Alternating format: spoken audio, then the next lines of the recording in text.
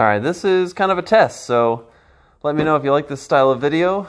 It is a first-person unboxing / review of Ice Cool. You can clearly tell from the dents and dings. I have played this game before, this copy of the game especially. But let's just open it up.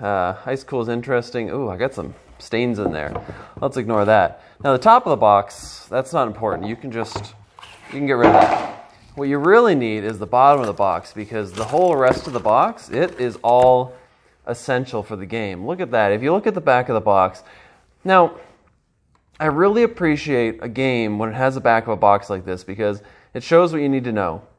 It shows that it has box in a box, it shows some of the cards, some of the components, and it shows the entire game set up. It shows people flicking, which is how the game works. It even technically teaches you the entire game. You flick the penguin, you snatch the fish. It doesn't say exactly how you do it, but you can maybe guess. And then you catch the rascals, so somebody's trying to catch everyone else. That's pretty much all you need to know. It's perfect. But let's talk about the actual box. And this is really cool. So the boxes are inside of each other. It's a box in a box in a box. And then you set them up in a certain order that is not the order that I'm doing. In fact, there's a whole another box missing. But the point is, you set them up in a very specific order, and then you can flick the penguins through the doors, and any of the doors that have fish on them, like this one. This one has the little fish there, see? There's going to be fish above that door, and if you hit in a way that you go through it, then you'll get the fish off of that, and the fish end up giving you fish cards, which are worth points. Now, an easy way to tell that I've done this wrong is you can see the little dots, and those dots line up to the same colored dot. So I should be finding the dots that match, but I'm not going to teach the whole game. I just kind of wanted to pull it out and give an example of what this looks like. Yeah, and then, of course, as I mentioned, you got the fish cards. Now, this is really cool because if you look at these fish cards, you have little IDs with names. Some of them are a little bit hard to read, but you got names for all your fish. And something more games are doing nowadays, but not all games have done, is you have both male and female sides to each of the penguin cards, which is kind of neat. And I think they have different names as well. I don't know if the ID number is different too.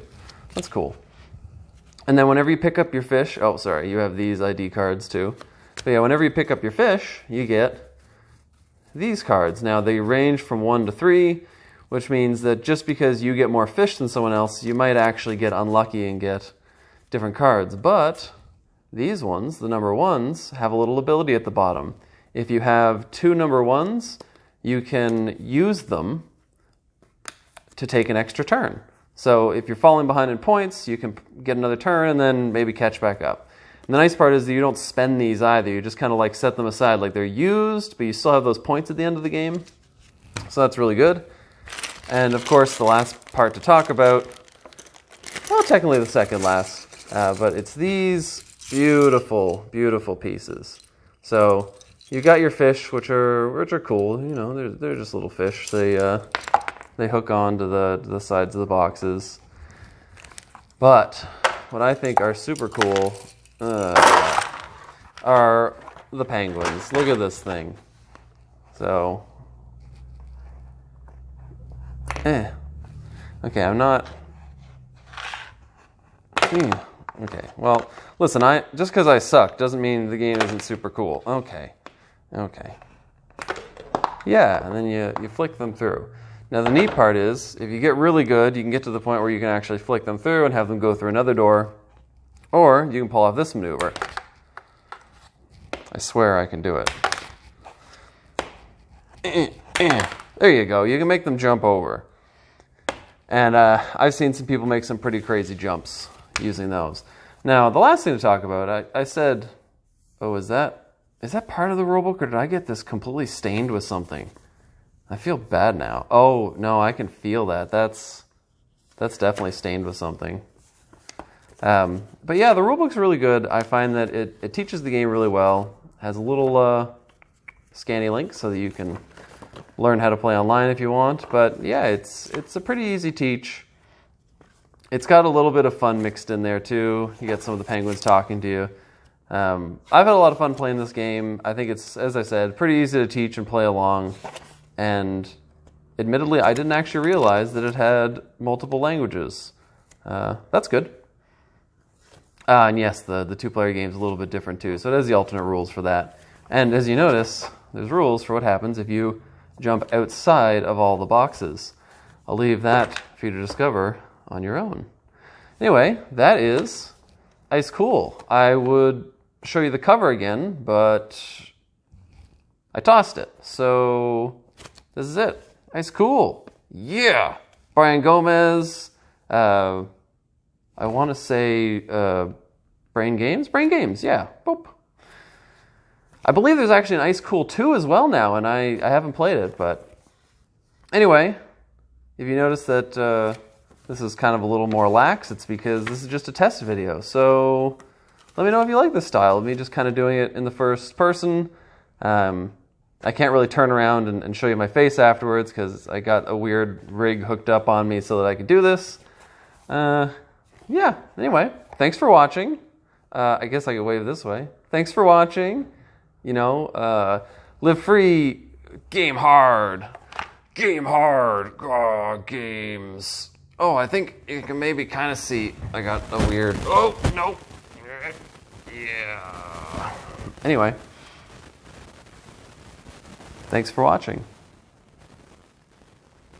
My thumbs are blurry. You don't want to autofocus my thumbs? My thumbs aren't good enough for you, camera? You'll autofocus onto the details, fine details of a card. Look how fast that autofocus is, but, oh, my thumb, no, my thumb is just too, oh, there we go. I can do the full hand, but the thumb, it's confused. It still wants to check the table. It's a pretty game. I like it. I really like these penguins. Oh my gosh. I gotta, where's the penguin? I gotta look at this. Okay, so I swear, I never actually noticed before. So that's the little feet. I always actually thought that these penguins were, you know, just kind of rounded. Like it was their feet, the round bottom, and then you're just flicking the penguins. They're actually on top of some little like ice floe or something, and that's how they're being flicked around. Flicked? Fluck? Is it fluck? It can't be flucked. It must be flicked. I really hope it's not fluck. Well, anyway. You learn something new every day. Here's a good example. The penguins actually have feet. Neat. Oh yeah, right. And the other thing is that there's a lot of cool little details on the art in the box. Like it shows a breakdown of fish. Where's the original classroom? Oh, I love this one. You can see it's got like the breakdown of the whale there. It's got a lot of little fish information.